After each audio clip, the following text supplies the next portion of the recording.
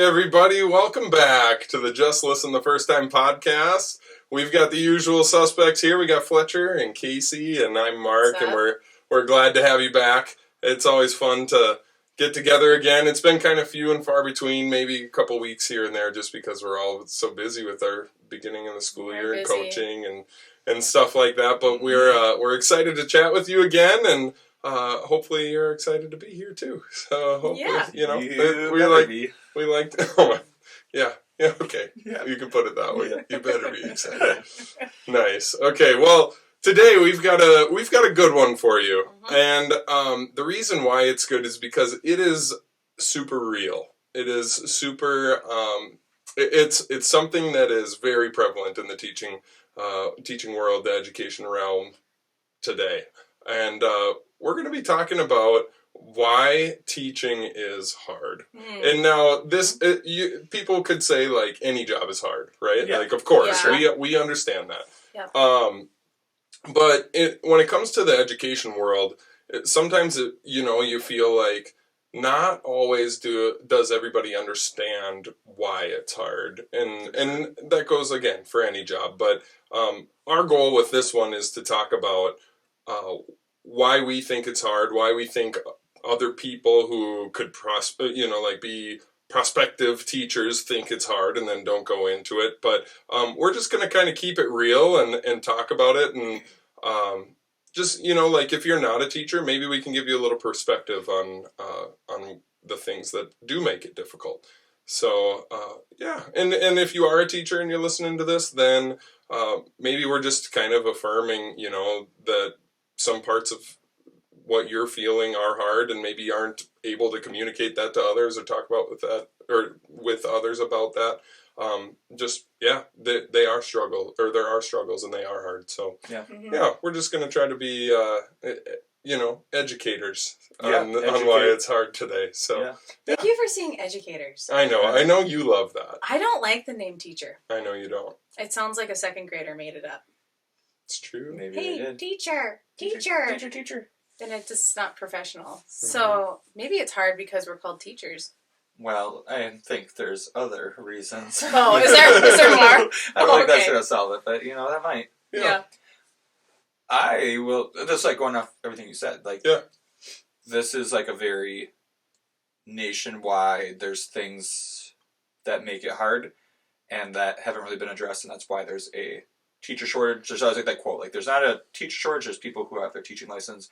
There's a shortage of people willing to do it anymore. And it's quite a few reasons, and it's, I don't know, you might not be aware of them, so we're just going to talk about them, and even if you are aware, then you're like, yep, that I agree, that those things are difficult. So why is teaching hard for you, Mark? Is it hard for you? The act of teaching, no, but being an educator. Thank you. Because I was going to say a teacher. Yes. I was going to say it, but I changed it.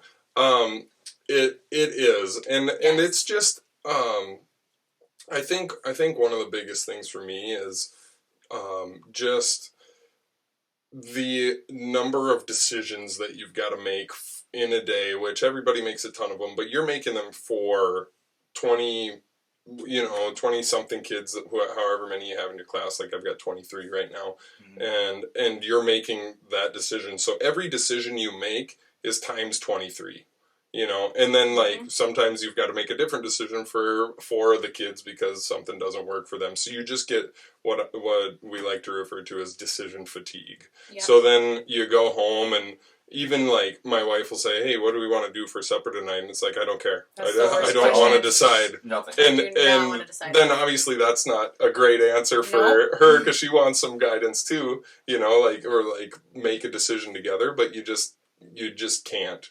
I think I read somewhere that educators make what was the number? I want to say 4,000 decisions a day or something like that. I don't remember if that was the number, but it was something crazy where it was just like, holy cow, that is a lot of decisions. So you want to go home and not make any, because you're just decision fatigue. So that's one thing for me. But what about you guys? Either of you? Going off of that, for me, it's just like the questions you're asked. Like, you're going to get asked questions as, you know, you're the adult in the room, but you get asked it so much, you hear your name so much. Like, I do not have my own kids, and I don't know how you guys go home and have your own families too, like, where you, like, get asked another question or hear your name.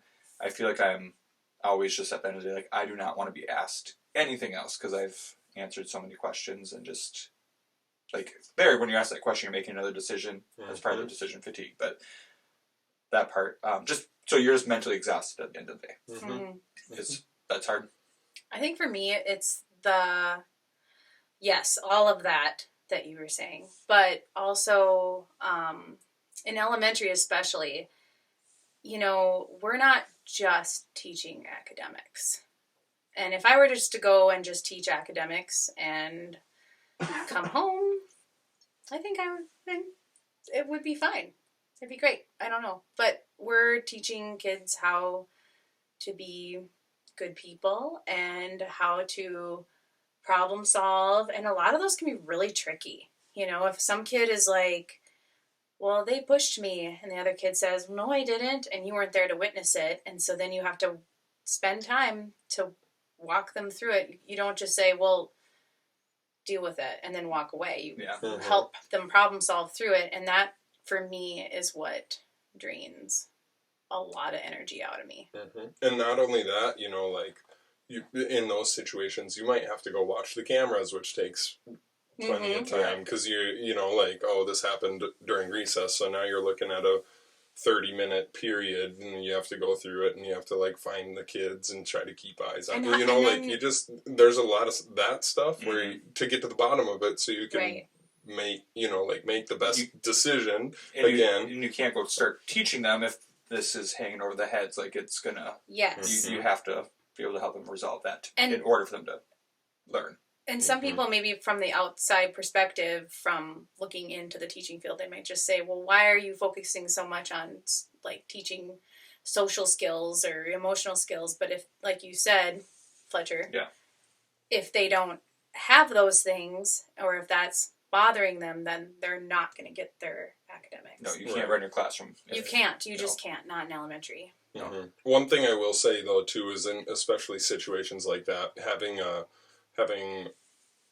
in our case especially, just having a principal that's willing to step in and take some of those too is we are really really valuable, and we've got that, so we're lucky with that. You know, like, I've had many times where our principal, like, I've just been like, hey, I gotta go and teach. Like, I've been dealing with this after recess for way too long.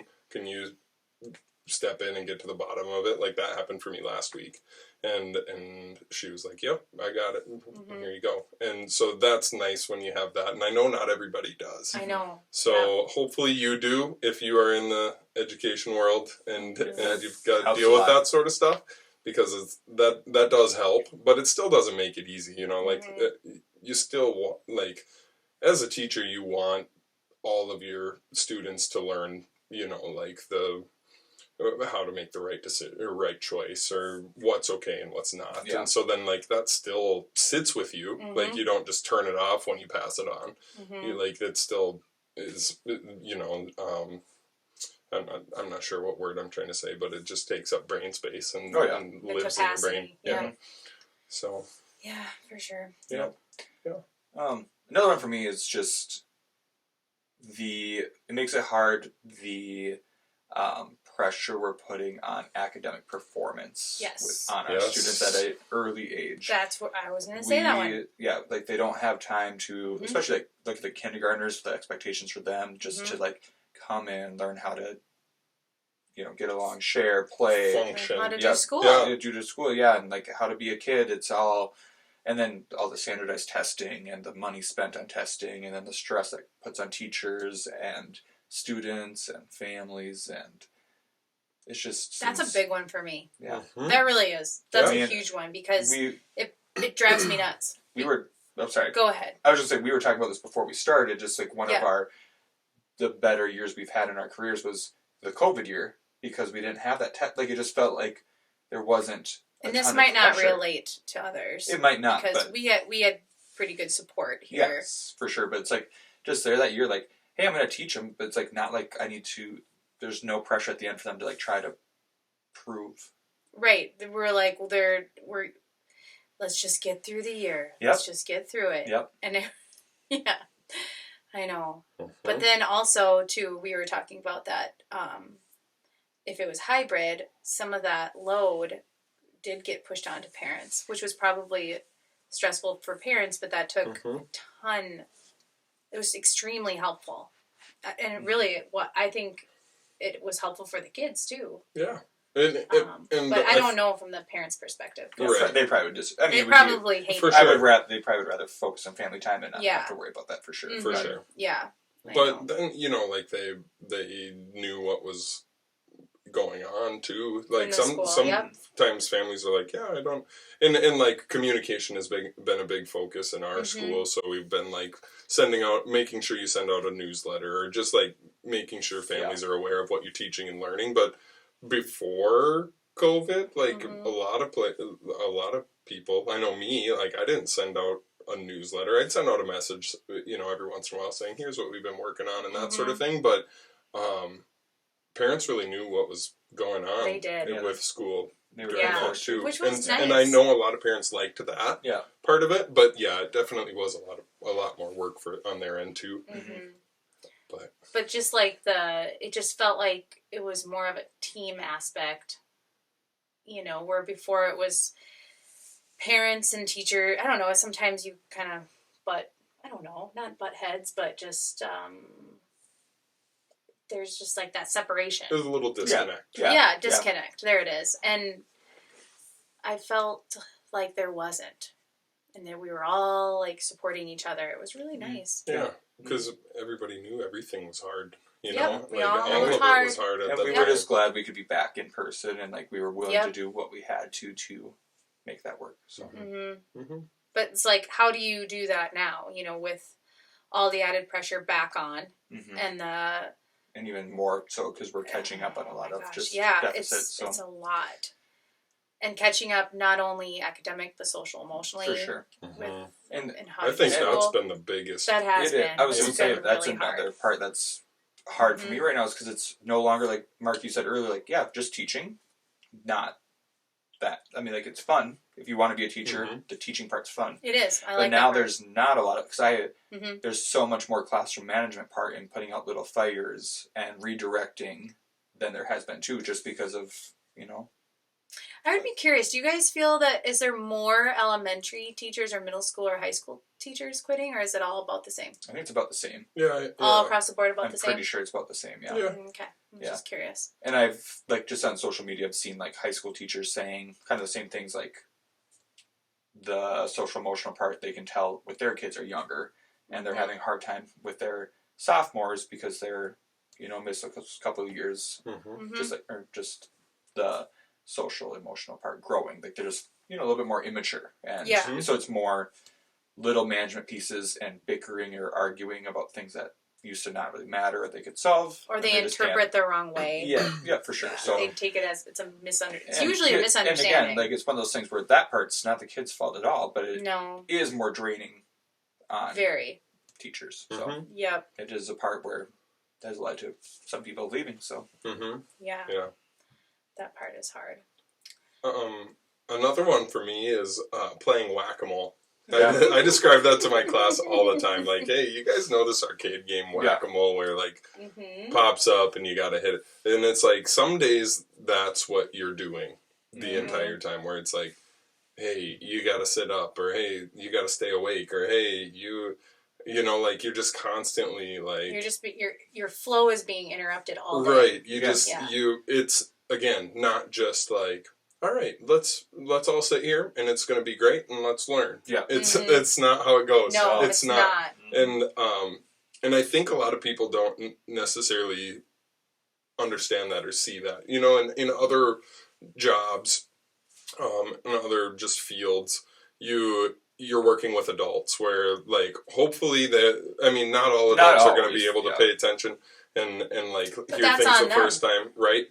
And that could affect their job or their thing. Like, you don't have that. You're going to have these kids in your class, and and you've got to do your best to help them, and you do, but playing whack-a-mole when you would rather, or like we want to just get through a lesson, and like I want you to learn this stuff, and I want to help you, but you just sometimes some days you're just like, we just did that lesson and got nothing out of it because you couldn't. You just had to deal with too many other things.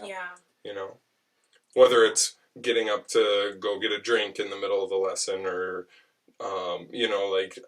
playing with, we've got wood chips on our playground, and the wood chips are the worst. They're stuck on everybody. Stick to your clothes, and then they're playing with them and throwing them. But do you remember when it was rocks, like the little pebble rocks?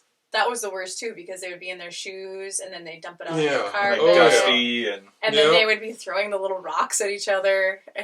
But like this is a thing that you feel like is a little thing, but it actually impacts the amount of times I have to talk about, like, hey, with the wood chips, you just got to leave them alone, or like, please throw them away. And I do that multiple times every single day. And it's not something like, how silly do you feel if you like call home and you're like, hey, Billy has been throwing wood chips on at the carpet, in the classroom, and I just really need him to stop. Can you just please talk to him about throwing wood chips?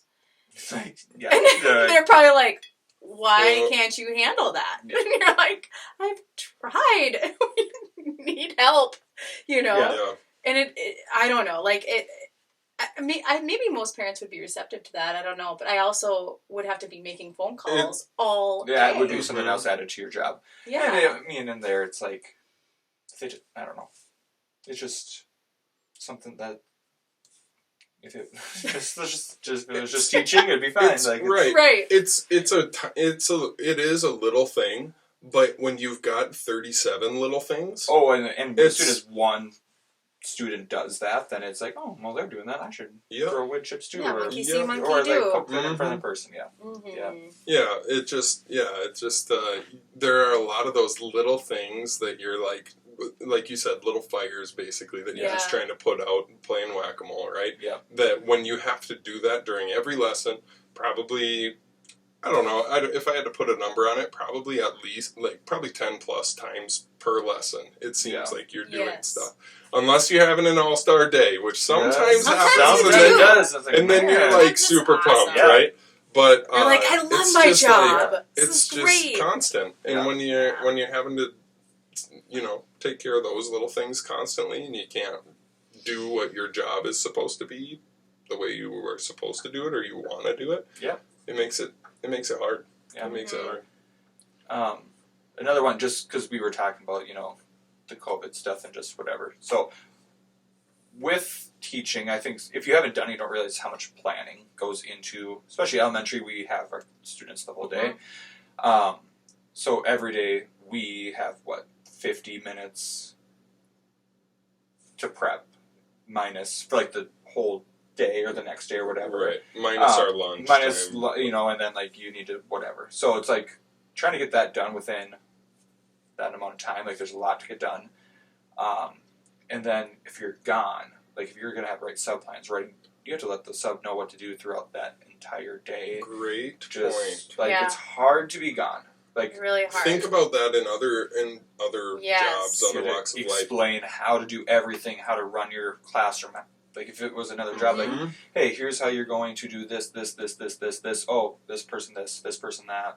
Right. Just documenting what you do. This person goes here at this time, and this person comes back, and it's a lot to plan for that, and especially if you're going to be gone, trying to do those plans for somebody else. Pretty much every. I guess I can't speak for every teacher, but definitely elementary teachers. It's so much easier to be there, even when you're sick, when you're feeling like crap. It's easier to be there than it is to come up with your plan for the whole day for a substitute. It is, because it's more than just writing down. I can write down what we're gonna do, and then some days I'll do that. I'm like, all right, perfect, got this ready for him, and I'm like, no. I told them what to do, but I don't have any of those materials ready now. Now I have to get the materials ready so they know where they are. and Well, it's ready, or the copies are made, or whatever it is. And also, they have to, like, the sub has to lead the class to places. So they have to, like, lead them, walk to Mrs. whoever's Wherever, room, to yeah. music room, or Know to where the, to go. go to here, whatever. So, like, maybe in middle school or high school, you know, you're just planning for the classes, and then the kids leave and they go where, because they know where to go. Where our kids, like, We bring them there. they don't Yeah. know. You know, they maybe would, if you got into routines, maybe would, the older ones. I mean, like, yeah, they Third, could. fourth, They fifth would grade. be able to tell them where to go, but you still don't just leave your whole class. No, in you the don't. You hallway. don't leave them unattended. No. So it's yeah, that's the Because in the hard part too. middle and high school, they all have their passing time at the same time. You know, Right. You can't just let them go. But. Yeah. So here, this is my big question. How has it gotten to the point where teaching is so hard that people are just not wanting to go into it anymore? Well, I'm going to say I think pay is a big thing, because you see what you would get paid, and then you realize you can do another job that requires less planning, less prep, less energy, less mentally draining. Yeah. For Definitely a equal different type of pay. stress. Yes, and like, I'm not saying it's going to be an easy job, but it's just different. Like, you can probably find a job that's going to pay you the same, maybe a little less, maybe more, where you can just show up. Mm-hmm. And then when you're done for the day, you leave, and you don't worry about your job until you go back the next day. And you know what? Most of those jobs that you're probably talking about are not in the public eye. Yeah, so and like, I think that is that's a true. Yeah, big factor too. yeah, Mm-hmm. Like that pressure of being a great teacher, you know, especially when you're in a small community, people talk, Mm-hmm. and they're like, well, this person, they're a great teacher. They're Yeah. great. Oh, you got that teacher? Ooh, you know, whatever they whatever say. it is. Yep. And that's really hard. That's super hard, because that's unfair, because they have no idea Right. what's going on For in sure. the classroom. Mhm. Yeah, that, and like my uncle, he just retired, but he worked in like kind of like more like insurance, healthcare type stuff, and he was just staying with me, and I had to go to work or whatever, and I get home, and he's like, I can't imagine how tired you are. Like, you were just with all these children, whatever. And I'm like, yep. And his comment was just like, you can't have a bad day. And I said, I'm like, well, I do have bad days. He goes, no, but like, when you have a bad day, you have your whole class still. He's like, when I have a bad day at work, I can avoid people. I can reschedule a meeting. I can whatever. He's like, you can't do that. Like, you're still in front of your students. You gotta like, be on. yeah, all on. the I'm like, time. yeah, Mhm. you are And right. positive, Yeah. And he said, he's like, I never being a had good that. example. He goes, with my job, he's like, I could go and be by myself. He's like, I could still do my job and avoid people. Mhm. You can't do that. I said, Yeah. yeah, you're right. I mean, I haven't had another job, like a professional career, so I Right. don't know what it's like, and I know his job wasn't easy, but that part is one thing that makes teaching difficult. Mhm. Well, you have to be on. you have to be on, and you know, so we're on all day, but then we're also in the public eye, and something that, so I was talking to my mom today, and my mom was a Former teacher. Yeah. Yep. And I was talking to her about, you know, and I was telling you this, Fletcher. I was talking about, Mom, like, if I wasn't going to be going into a teacher, what do you see me doing? Mhm. Like, what could I else have done, or whatever? And she was like, oh, yeah, I did this all the time and whatever. And we kind of got on the conversation of how hard it is being a teacher. And my mom said this comment, I thought it was really neat. She said, you know, teachers are really good at making the job look easy. Yeah. Don't you think? I would agree. Mm-hmm. And I was like, yeah. So in a way, I hate to say it, we kind of do it to ourselves. Over time, we kind of have done it to ourselves. Yeah. Where we make it look easy, so then they keep giving us more and more things to do, thinking that we got this. But really, it's extremely hard, and we need help. Yeah. Yeah. And I think the big thing there is we are wired to want to do what's best for kids. That's right. And Yeah. so, Yep. like, if there's something that gets added to our plate, we often just we don't say no. Mm-hmm. Like, we're really bad at saying no because we want to do what's best for these kids, right? Yep. Like, so anytime something comes up or something gets added to the plate, it's just added. There's nothing gets taken away. Nothing. And so like, we've just got overflowing plates right now. Very much. You know, so. Yeah. And I think I might have said this in past episodes, but so I heard this on another podcast, Angela Watson, Truth for Teachers, and I think she said it, maybe it was a guest, I don't know, but she said she doesn't like it when people are referred to teachers as superheroes. Did you remember me talking about this before? No. You've talked to me about it before. I might have, because it really resonated with me, because it implies that what we're doing is easy for us, because whatever a superhero does, they can go knock down that wall, and it's really easy for them, and they just have this special magical ability to do these things. But we really don't. We're human, and we might have more personality type or whatever that might work better to be a teacher, but we don't. It's really actually really hard. Mm-hmm. And it consumes you. Yeah, and I mean, I think that's why there's that shortage, because Yep. you get people, like, obviously you have to go into it for the right reasons. You're not going into it for the money.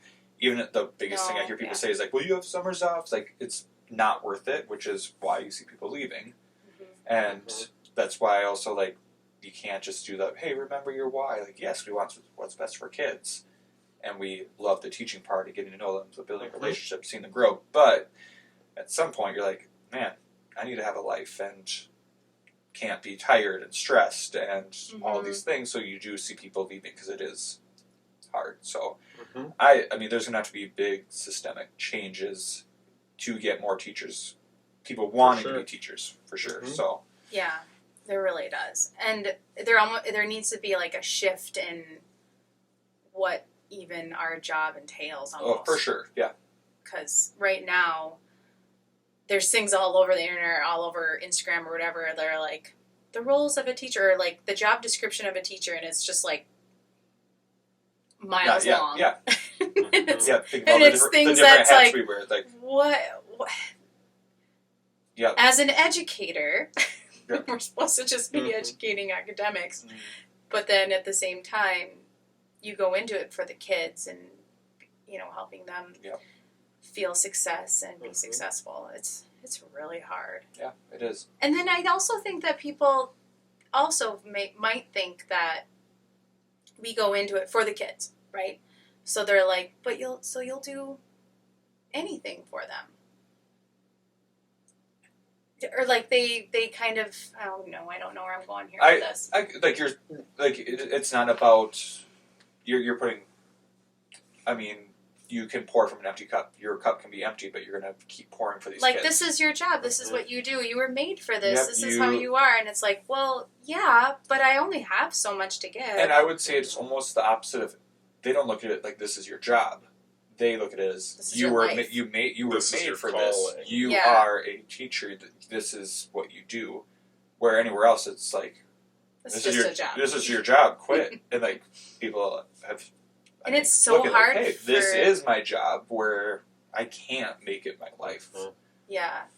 So there just needs. It's hard to like Mark. You're good at it, right? Well, the separation. Separating the separation part, but that doesn't make it enough. It's still hard. It's still. I'm good at turning out. Like when I leave school, I turn it off and go. But you're still physically, mentally tired. But do you still tired? Well, no, yes, that. Still just drained. But do you still feel like? For me, I feel like I'm getting to the point where like my identity is like an educator.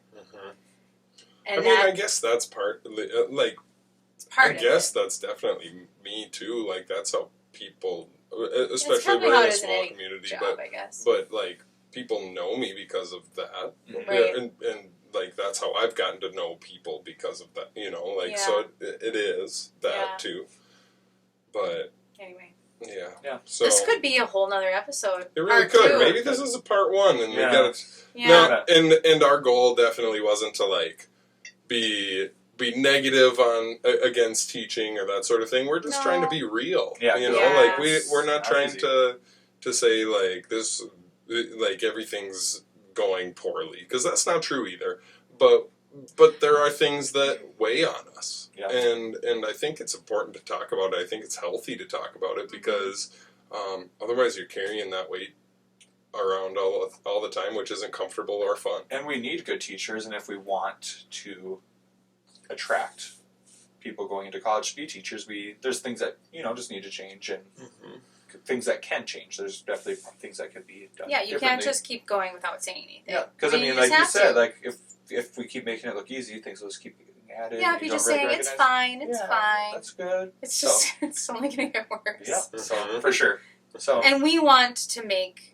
I really think like our goal is to try to make education better. Yeah. Right. So Exactly. that's the goal. That is the goal. Because like if we as a as teachers feel better about the job, the job and what it entails and everything, then we can be better for kids, which is the ultimate goal. Yeah. Like we want what's best for them. That's it. Yeah. That's the only thing, really. I think we might have to have a part 2 on this. We might. Yeah. Yeah, Alright. we could definitely do that. But we would love to hear, like, if you're watching on YouTube or, can you comment on other stuff? I don't know if you can know. comment. I think you have to probably comment on. That's the only place you On can comment. YouTube. Yeah. Sure. Well, on but, Spotify, so I was like, what did you think of this episode? Yeah, but I don't know if that's like a public thing to like comment. But Oh. I maybe don't some know. other people know more about it. But we don't but know. like we would love to hear from you, or maybe we'll put something on our at JLFT _ podcast. Yeah. Once the fall sports Instagram. season's over, we'll be better at posting we're there. on- Right. Yeah. Yeah. We're in the grind, but we'd love to hear what things make you, make your job hard too. If you're a teacher, or we'd love to hear your perspective if you're not a teacher. We want to be able to have that conversation too. So if you are feeling convicted to comment on this, we would love it. So Yeah. Please. we could go with a part 2 for sure. Yeah. All right. Cool. Otherwise, it's been real. It's been fun. Been real. Been real It's been fun. real fun. So, again, thanks for listening to the JLFT podcast. I'm Mark. There's Casey. There's Fletcher. Yeah. And we hope to have you come back the next time. Peace out. Bye. Yeah.